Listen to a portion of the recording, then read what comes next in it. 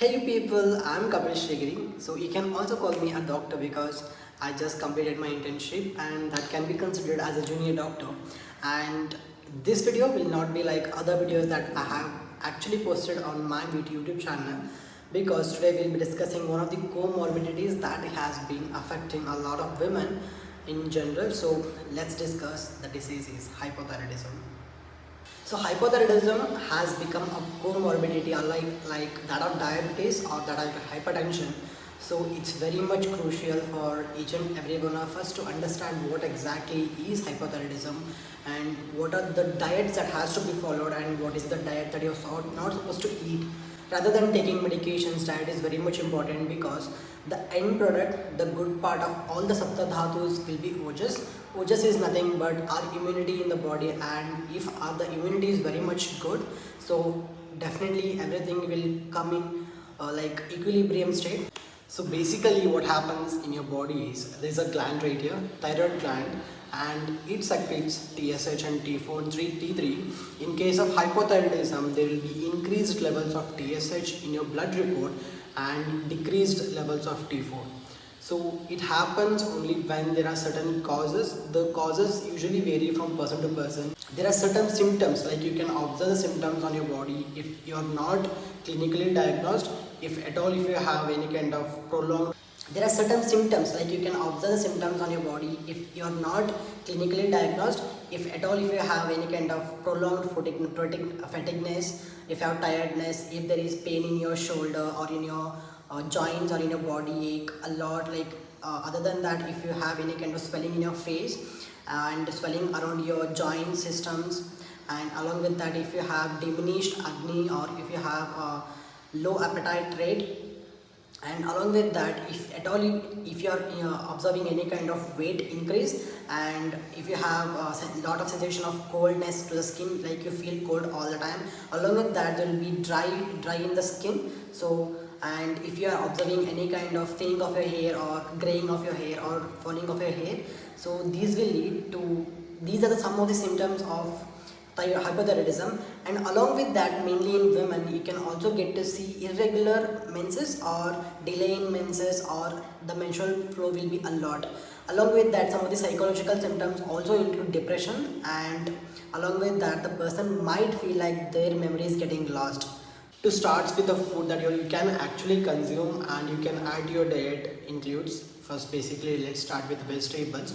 So you can eat all the vegetables excluding some which I'll tell you next. So you can eat them in a moderate quantity. Do not increase the levels of vegetables that you're currently eating.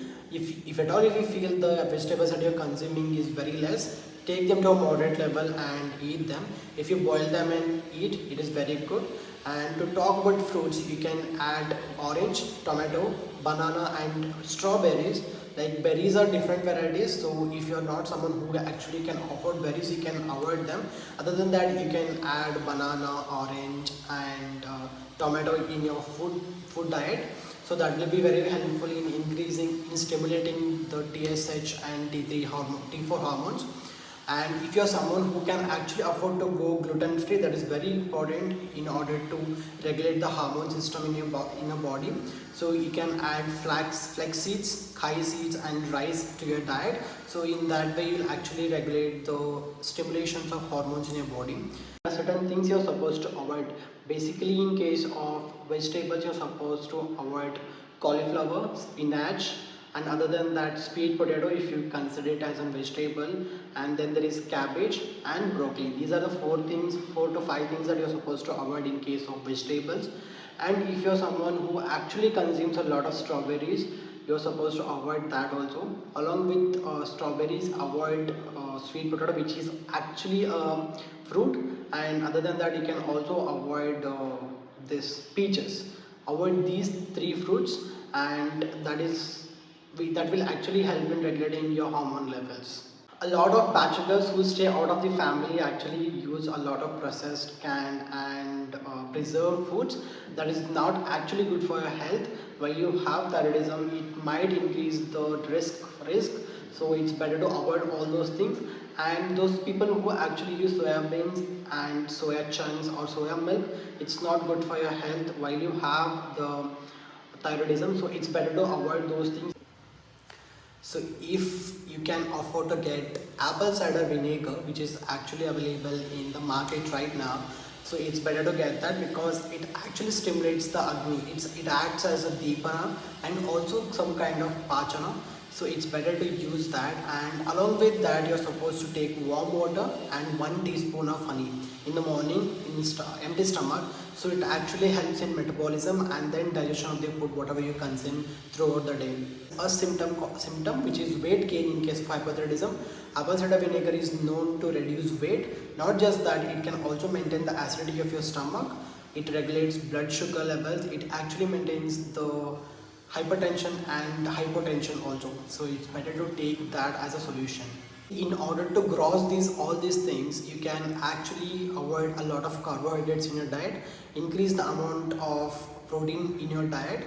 So see to it that what exactly has protein and what exactly has fiber and what has carbohydrates, and consume. After that you can actually avoid the iodine, whatever iodized salts, those things you're supposed to avoid, and consume very less sugar.